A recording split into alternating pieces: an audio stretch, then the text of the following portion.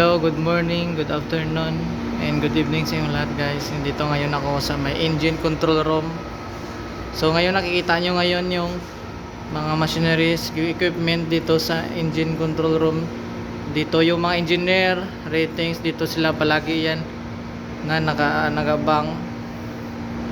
At kung sa bridge ka, nandun naman sa taas. So ito, makita ito ito yung panel board nila. Yan, lahat dyan konektado yan kung lahat ng mga ginagamit na naka-alarma. Ito halimbawa ito sa crane, yung breaker, crane connection box, yan, ballast water, lahat dito yan konektado yan, lahat mula sa barbula, lahat ng ano sa may barko, lahat dito yan. Yan, ganun lang ang loob ng engine room.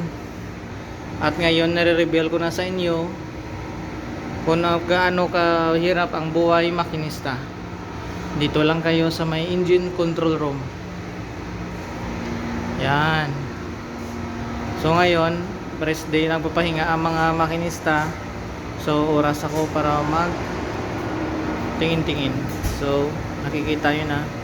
So I hope guys may nakikita kayo at may na-learn kayo something dito sa engine control room. Ingat palagi guys, and God bless sa inyong lahat.